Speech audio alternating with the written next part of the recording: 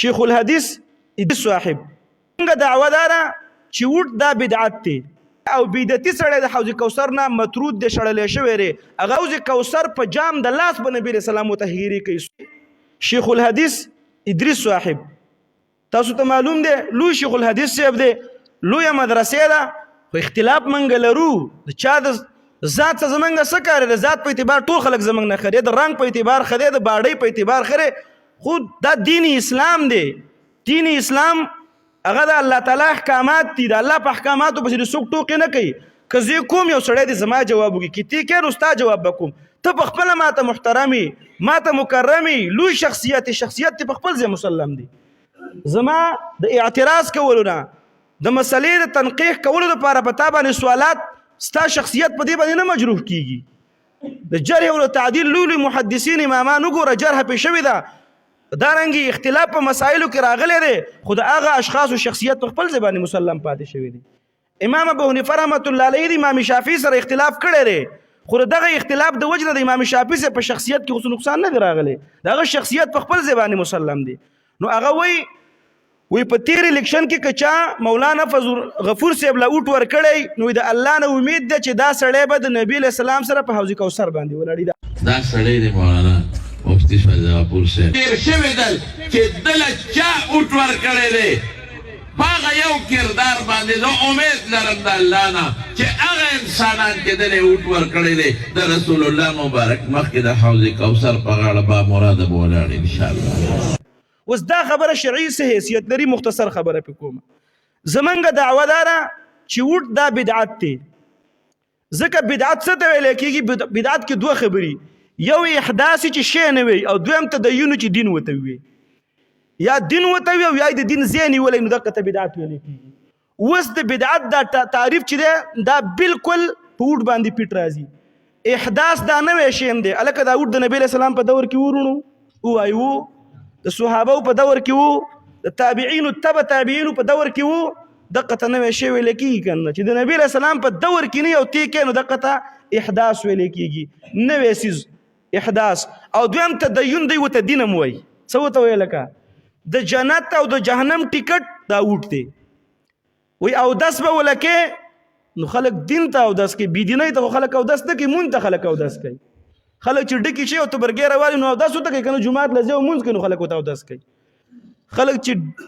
ډکې شي هغه ته خلک اودس نه کوي په هغه کې هغه شته اودسونه بیا ماتېږي خو تبرګې والی خو معمولي کار نه دی پلک چې خلک وایي کمرې چې ماتوي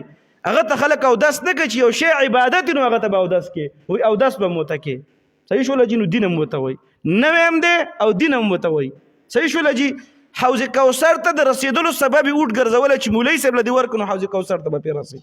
صحیح شوله جی نو دین هم ورته ویلی دی او نوی سیزم دی نو تعریف د بدعت پې بالکل پیټ دی بنیادي دوه خبرې د تعریف په بدعت کې چې احداث ته تدین دی اوټ کې احداث هم شته تدین هم پکې شته دی د دین ځای هم نیولی دی اسلامي خلافت د من نه وړی دی او دغه جمهوري غربي ډیموکراسي راغلی د اسلامي خلافت په ځای باندې ولاړه ده نو احداث پکې هم پکې دی او تدین پکې هم پکې دی نو زمونږ دعوه دا ده چې وټ دا بدعت دی او څوک چې بدعت کوي نو دا سړی څه دی لکه بدعتي دی څوک چې علم کوي علم وکړي هغه ته څه ویلی کېږي عالم ورته ویلی کېږي صحیح ده که نه جي او څوک چې بدعت کوي نو هغه ته څه ویلی کېږي هغه ته بدعتي ویلی کېږي بدعت چې به چا پسې قایم شي مبدا او مصدر چې به چا پسې قایم شي بس هغه باندې کې بیا حمل نه مشتقي کېږي علم چې به چا پسې قایم شي جو عالمون ورته ویلی کېږي عقل چې به چا پسې قایم شي عاقلون ورته ویلی کېږي شرب چې بچا بسې قایم شي شاربون ورته ویلی کېږي بدعت چې بچا بسې قایم شي چې مبتدعون ورته ویلی کېږي نو بدعتي ورته ویلی کېږي اوس بنیادي او اصولي خبره داره چې په اوټ باندې به یو سړی حوض کوثر ته رسیږي نو موږ ووایو اوټ بدعت دی څوک چې بدعت کوي دا سړی بدعتي دی او بدعتي سړی د حوض کوثر نه مطرود دی شړلی شوی دی هغه له به نبي علیه صلات وسلام اوبه کېدی شي تاسو راته ووایئ چې خبره دې بلا دلیله وکړه ته خو جذباتو کې راغلی جذباتو کې نیمه ښه هوش کې لګی ما دلیل ته ویم ډېر زیات دلایل دي او بیا د سوره کوثر لاندې تاسو کتلی شئ اکثرو مفسرینو په دې باندې تفصیلي بحث کړی دی دلیل دار د سهل بن سعد رضی الله تعالی عنہ روایت دی هغه فرمایي قال النبي صلی الله علیه وسلم نبی علیه الصلاة والسلام فرمایل انی فرضتکم علی الحوض من مر علی شربا ومن شرب لم يظمأ ابدا. نبی علیہ السلام وی زب تاسو نه مخکې تللی ما په حوض کوثر باندې به ولاړ ما او بیا نبی علیہ السلام وی من مر علی شربا څوک چې زما په خوا باندې تیریږي نو د حوض کوثر اوبه بس کی او اوبه په چې کوم نه هغه سکما. ومن شرب لم يظمأ ابدا. او د حوض کوثر خصوصیت داره چې دا چا وسکلی نو هغه به بیا تږی کیږي نه میدان محشر کې به چرم نه تږی کیږي. او بیا نبی علیہ الصلوۃ والسلام فرمای چې دا غي نه ورسته لا يردن علی اقوام په ما باندې بس قومونه تیر شي اعرفهم ويعرفني ما به هم پیژنې چې دا د الله پیغمبر دی او زه به هم پیژنم چې دا زما امتیان دي. څه کسان براروانی برابر که مزیدار پټکی به والی تولا مزیدار براروانی نبی علیہ السلام وی زه به هم پیژنم ما به هم پیژني. او بیا نبی علیہ السلام وی ثم يحال بيني وبينهم بیا به فرشتي براشي ملائک براشي زما او ردی کسانو په منځ کې به حائل واقع شي. فاقول انهم مني زبوی من کسان ما ترا پرې دا خو زما نه دي دا خو زما امتین دي. نو فیقالو ما ته به ویل شي نبی علیہ السلام فرمای و به ویل شي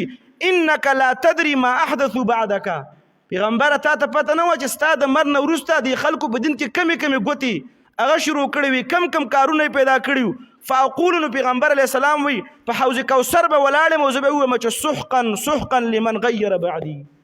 حوض کوثر د الله سبحانه و تعالی نه ملاویږي. نبی علیہ السلام وی څوک چې بدعت کوي اوټ بدعت ته ایوازي اوټ نو څوک چې بدعت کوي او څوک بدعتي دی په حوض کوثر به نبی علیہ السلام خپل امتیانو له اوبه ورکوي. خو چې کم د نبی علیہ السلام په امت کې مفتدعين دي او بدعتین دي نو نبی علیہ السلام به ته په حوض کوثر ولاړي سره د شفقت نه چې د امت سره ډیره مینه ده. خو په حوض کوثر په جام د لاس به نبی علیہ السلام تهیری کوي سحقا سحقا لمن غیر بعدي. تباد شي نبی علیہ السلام وی برباد دي شي چې زه وفات شوم او زما د وفات نه وروسته په دین کې نوي نوي کارونه وکړل نبی علیہ السلام خیری به وته کوم چې الله دې تباہ او برباد کی. حوض کوثر به ته نه ملاویږي کې کوم به بدعات او نبی علیہ السلام مال او برا کی جنت هم ستاره حورم ستاره او غلمان هم ستاره او د شاد ولیم ستاره. دا عجیبه خبره ده خو ظلم نه دی. بدعت مکه و د بدعت نزان وساته په بدعت نه کولو او په سنت باندې عمل کولو باندې بتاته د نبی علیہ السلام د لاس مبارک نه د حوض کوثر مزیداری وب ملاویږي. او کداغه نوی نبی علیہ السلام فرمای څوک چې بدعتي دی نو بدعتي ته به زما د لاس نه وب نه ملاویږي. حوض کوثر باندې به ولاړم او زما د خلی خیری به وته ملاویږي. نبی علیہ السلام فرمای زبویم فاقول سحقا سحقا لمن غیر بعدي. امام مسلم رحمت الله علیهم دا روایت نقل کړی دی. امام بخاری رحمت الله علیهم دا روایت نقل کړی دی. په مختلفو الفاظو باندې کې بیا دا روایت راغلی دی. علامه قرطبي صاحب رحمه الله تعالی غلیکلی دی هغه وی قال علماؤنا زمنګ علماء فرمایلی دي كل من ارتد عن دين الله ارغه څوک چې هغه دین نه واوړي د دین اسلام نه او احدث فيه ما لا يرضاه الله تعالی او یای په دین کې نوې کار پیدا کو چې هغه الله تعالی نه خوخي او ولم يوزن فهو من المطرودين عن الحوض. دا به هغه کسان نه چې د حوض کوثر نه شړلې شو کسانو نه وي چې چا د دین نه ارتداد وکيو او یای په دین کې نوې کار او کم نوې کار چې الله تعالی خوخي نه اوټ الله خوخي کو خوله په قران کې به په حدیث کې شته لکه کپوټ کې دروغ ولکې کې دروغ الله خوخي پوټ کې حسد کې حسد الله خوخي پوټ کې بغض او کینه کې کینه الله خوخي جواب راکوي رونو پوټ کې منافقت کې منافقت الله خوخي پوټ کې غیبت کې غیبت الله تعالی خوخي. در دې ټول مفاسد مجموعه ده او ته چوټ می استعمال کو دا د کومره ګناهونه مې وکړ نبی رسول الله مال وبره کې هو بوس کنه وبنو. علامه قرطبي سے فرمای ولم يوزن فهو من المطرودين عن الحوض. دا به د حوض کوثر نه شړلې شو کسانو نه.